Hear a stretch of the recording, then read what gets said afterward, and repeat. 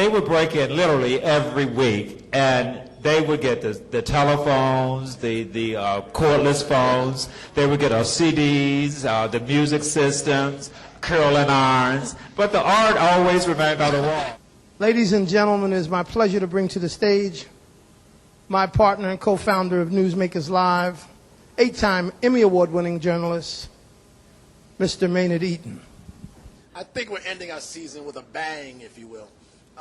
Our first guest has been a star and the stylist of the stars for some 30 years now in Atlanta.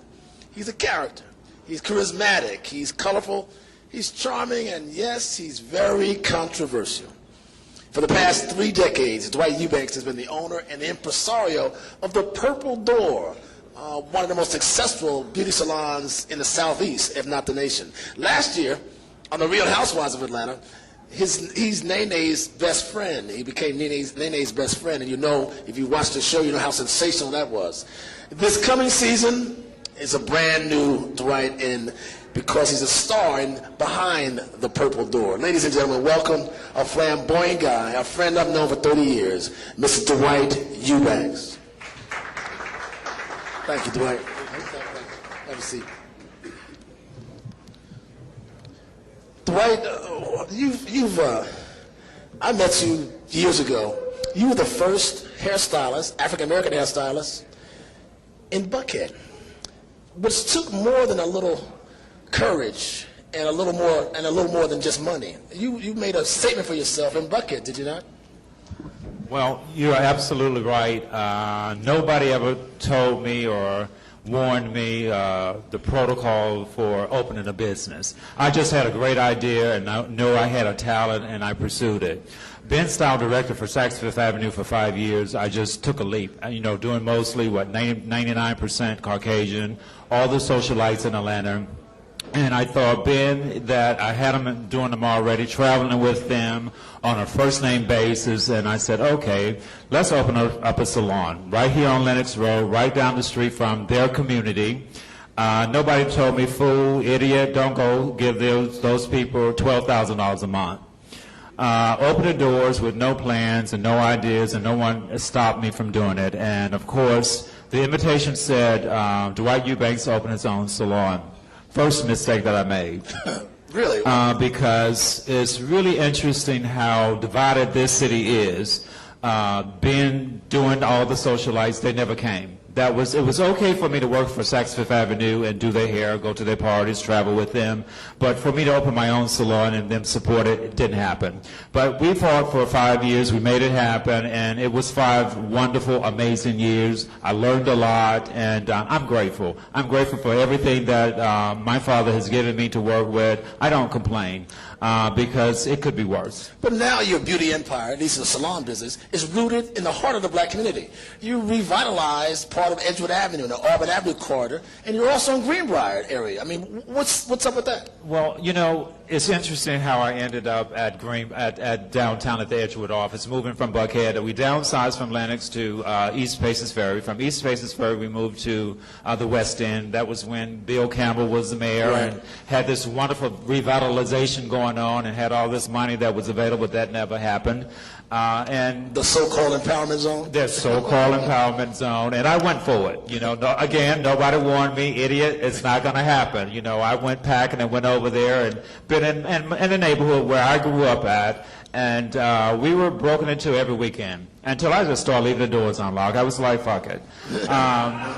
And really, the first couple of times, seriously, I'd taken art out of my house and probably had about $400,000 or $500,000 of art in the sales salon, and they would break in literally every week, and they would get the telephones, the cordless phones. They would get our CDs, the music systems, curling irons, but the art always remained on the wall. They didn't know what it was. So I said, well, either they didn't have a car to put it in, or they just had it on their back and they just took things that they could carry. And, saving the grace, I still have the art. So we downsized from probably the last time they broke in, which was on a Friday.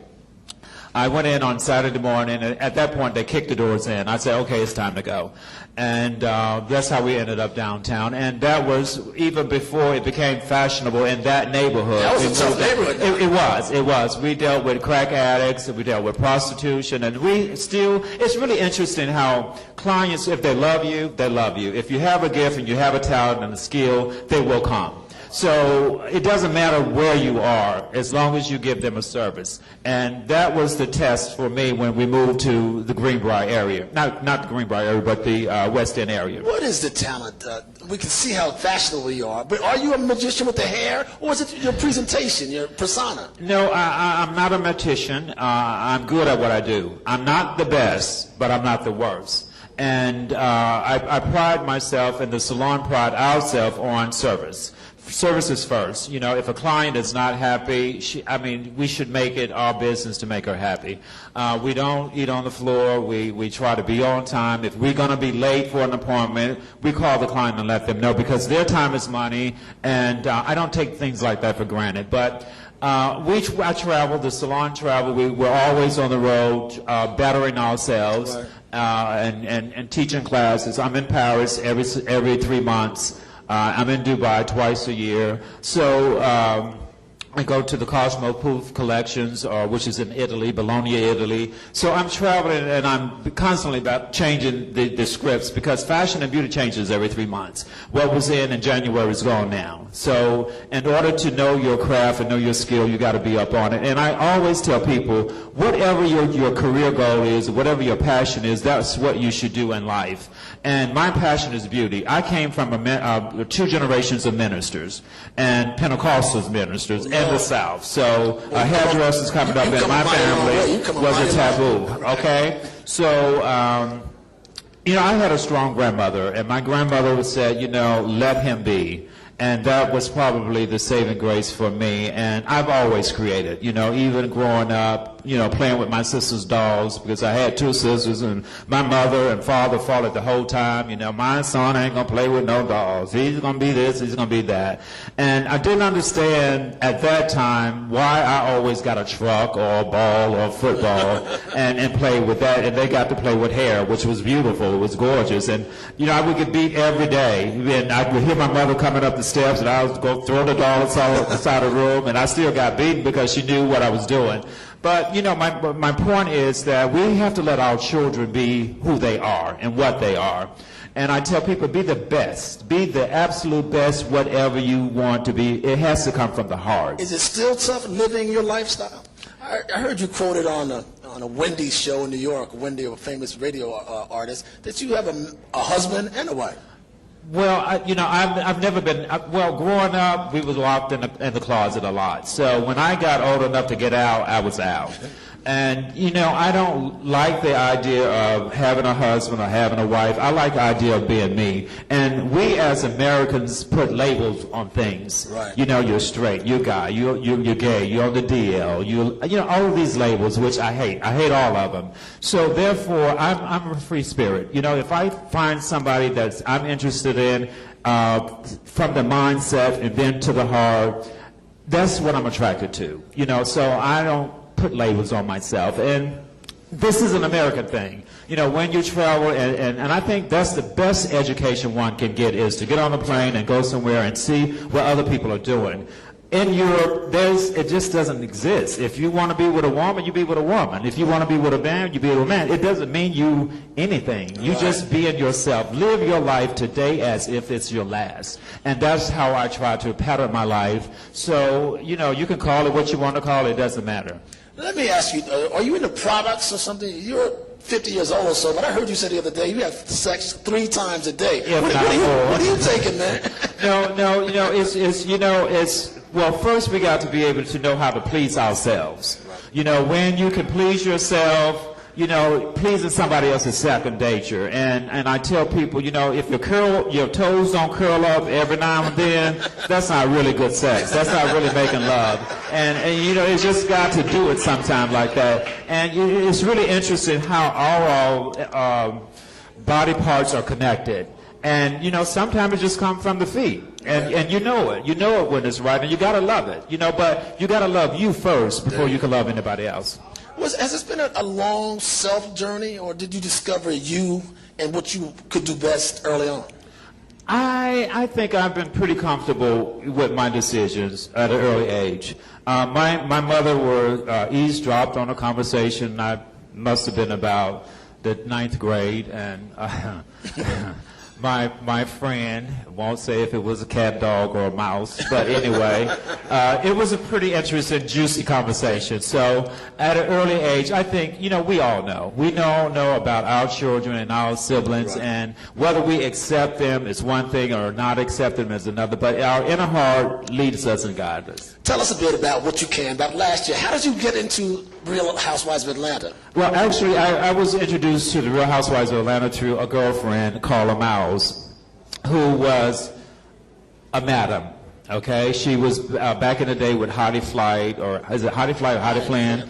And she's gorgeous. She's a gorgeous girl, and she just was coming in to do her taping at the salon, and we was just chit-chatting in the salon while I was doing her hair, and they said, well, I like his energy, and I was just speak the truth, When clients sit in your chair, they're not necessarily wanting a pretty hairstyle, because the average woman can do her own hair. She's coming to us for other reasons, whether it's a mental thing or a social thing or just to have a good friend to talk to. And somehow, I tell people all the time, a major dog always got a major guy around him. Whether in most cases, he is gay, okay? Let's not dance around that. And it is important to have that because that one person will tell you the truth. A lot of times, I'll know about a divorce situation before anybody else know about it. I know about their social things that's going on in their house and their community because clients feel comfortable with their stylist. And being in that ear, you're more of a news reporter, or could be more than anybody in town. Well, I don't know about that. You've learned a lot of things. Yeah, I do, and I share a lot of things with a lot of people. But and I'm really looking forward, and I keep saying I'm going to do it and write a book.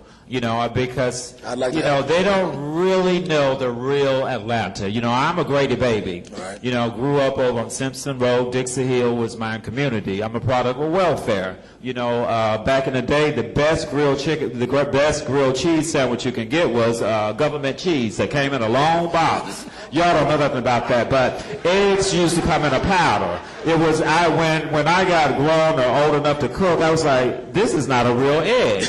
It's wet. I was used to an egg having to put a little water with it to make it wet. But, it's really good that God is so good, and it's so amazing. And, I just meditate and I ask Him, and He provides all my needs. And, I don't worry about things like that. Did the show work? There's some who criticize him saying it was, it painted Atlanta women in a less than flattering light. Well, you're talking about 5 women. What's the population of Atlanta? How could 5 women possibly represent a whole town? That's just ignorant. It's just really sad. It's okay to be born ignorant, but to die ignorant is really sad. And we just have to go out and educate ourselves. And again, I go back to the traveling thing, and you don't always have to, go first class on an airplane. My first trip was on a bus, which was horrible. But still, we travel. We went places. We went from the south to the north in the summertime. So, you get to learn a lot. So, no, I don't think none of these particular women represent nobody but themselves. What did it do for Atlanta? And what did it do for you? Well, I mean, it really gave conversation about Atlanta and some people and the way they live in Atlanta. But it happens everywhere, not just in Atlanta. For me, it has opened up a whole lot of doors. It has opened a platform for me to really express myself and my talents and what I do.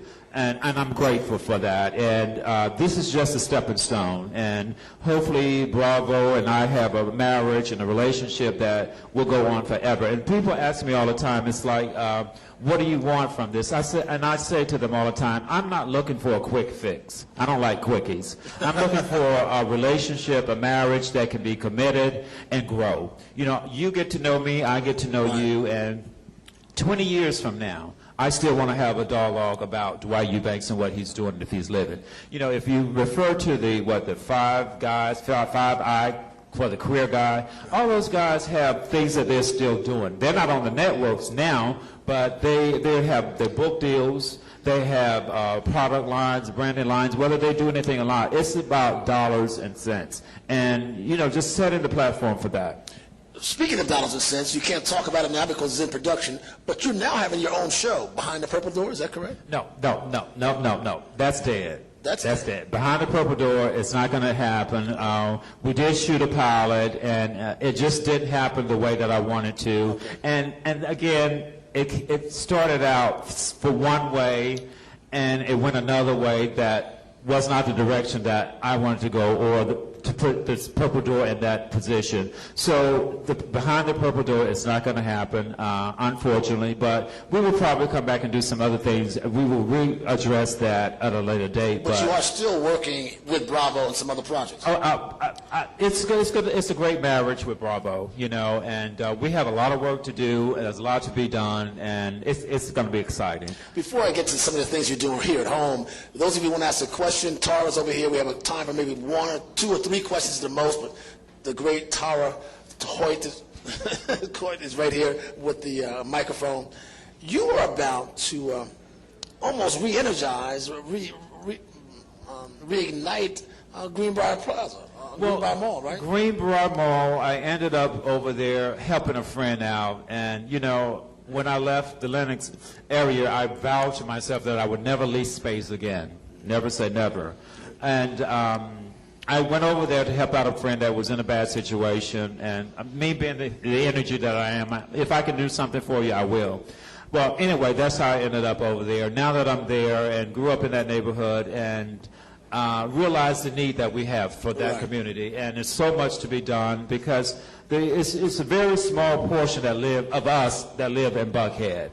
So we have to travel from our community to go to the north side to get our goods, which is ludicrous to me. So therefore, I got a great idea of doing a department store. I have a partner. His name is Lynn. You're doing a department store? Yes. Yeah, I'm doing. It will be the first African-owned American department store anywhere. Well, first ethnic-owned department store, and we kind of basing it as Harrods in London, where we have everything that we use or buy. There's somebody that's making it in their kitchen. They're selling it out of their cars. They're selling it out of their homes. And through my traveling, I've found that to be so. So I found minority designers that are just as fabulous as the mainstream designers, but they have nowhere to show them. So what we're doing is bringing in furniture designers, custom suits, custom-made shoes, handbags, hats, makeup lines, target to us, skincare lines for guys. You know, I used to have a problem in my beard area from ingrown hairs, being burned by a local dermatologist, and we have products for us that's designed for us, all skin type, and that's what I'm doing, bringing all those components together. Wait a minute, you're doing a showroom of nothing but black-owned, black-produced, black-owned products? 99% of everything that we're carrying in the store is manufactured. Well, we can manufacture up to 100 pieces on location. That's never been done for a department store. So therefore, we can mass produce, we can ship right here, but everything that we're selling in the store is 99%. I don't know how many of you are familiar with Rich's department store when it used to be downtown. When I was growing up riding the number 14 bus from one part of the city to the other, I would look forward to going there and buying their brownies and their oatmeal cookies. And we have somebody, mama, right here in town that can bake the best banana pudding that can be, and the red velvet cakes, all those kind of things. So in this store, we're going to do a bakery. And those are the things that I enjoy when I grow up, and I want to share those kinds of things with the new generation. So your beauty talents are expanding now to the beauty in other arenas? Oh, my forte is glamour and beauty luxury products. So anything to deal with beauty, I got the eye for it. Whether it's furniture, whether it's rugs, whether it's eyeglasses or stationery, ink pens.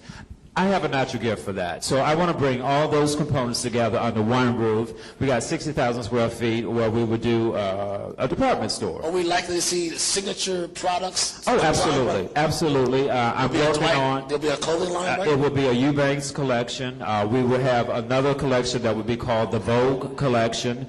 So those are things that are definitely happening. We're working on it. We're opening the store July 4th weekend, and then we would do our grand opening. This year. We just took on this project January. We're under the construction now. We have a fashion theater inside the venue where we can house our own fashion productions or anything to do with fashion. We can do it in-house. We don't have to go to no hotel. We have the lighting, we have the sound, we have the staging. Everything we need is in-house. We can do our open bar. We can do our own food. I'm self-made. You know, everything that I like to be a part of, owner of it. But Dwight, no one's ever done this. Well, good. This is fairly historic. I mean, how did you get to this point? Where did this come from? Well, it's just a vision. It's just a thought and an idea, and just having so many friends in the industry and selling things out of their cars, you know. Right. So, you know, Rodney Lynn, had a vision, and he was from Detroit, moved down here, known him for 20-something years. So we merged together and working together and building relationships. You know, that's why it's so important to build networks because the way you start out is the way you end. Will they come? There are many entrepreneurs who are concerned that the African-American community will not spend their dollars with each other. Well, you know, we have another component to that. Whether they're spending the money or not, we still have the venue space. Now, we know we're going to buy some liquor, we're going to buy some drugs, and we're going to buy some sex. Not saying we're doing the sex and the drugs, but we can do alcohol. So I'm covered. You know, I'm thinking ahead of the game, whether one way or another. That's why we do it at the Fashion Theater, so we can have productions, whether it's a play or anything to do with fashion. It will still pay the mortgage. So, you know, all I can do is try. You know, if it works, that's great. If it doesn't, something else will happen. Finally, you're in Dubai, and you're also doing some things. Can you speak about that for a moment? You're traveling across the world. I'm in Dubai twice a year, and again, it's been an amazing experience, meeting other cultures and seeing the way of life for them. It's one of my favorite places now, and to be in a country that's so rich and so... I was going to say, Dwight, that's a long way from government cheese. Well, you know, you just got to take a chance. You just got to do it, you know, follow your heart. You know, I learned more through traveling than the schools. And I think the American schools need to do a program like they do in Europe to take their kids, our kids, to another place and introduce them to another way of life. Finally, your philanthropic organization. That's something you're doing here, giving back, I'm told? Oh, 100%. It's just really interesting that you brought that up because this past Monday we did a partnership with Mrs. Laurie, SCLC Women. It's been over, 15 years or so. And our newest project that we've been working on, it's been, about 5-6 years. It's called Pampering for Peace, where we do survivors of domestic abuse. And now it's fashionable to talk about domestic abuse for social reasons. But we've been doing it a long time ago. And what we do survivors, we give them hair, makeup, manicure, pedicures. We're associated with the Atlanta Health Association. They come out and do some major exams and things because a lot of these women are underground, which have not had medical help. And a young lady came to me Monday that had a 3-year-old child that's homeless and just asked me if I would help her. And I'm going to walk her through a situation to get her permanent housing. For people that need medical assistance, whether it's dental or plastic surgery, we identify people that will do these services gratis. So that's just one. It's fascinating. It seems like Dwight Eubanks, who started in Southwest Atlanta, and then the Buckhead, has now become a industry. Dwight Eubanks Enterprises is becoming a world-renowned enterprise. Huh? Well, you know, I don't know about how you want to call it, how you want to label it, but I do what I do, and I take pride on it. How do you label yourself? As Dwight Eubanks. And that's enough. Thank you, my brother. Thank you. Thank you so much for being here. Dwight Eubanks, a star of stars, a star of Atlanta.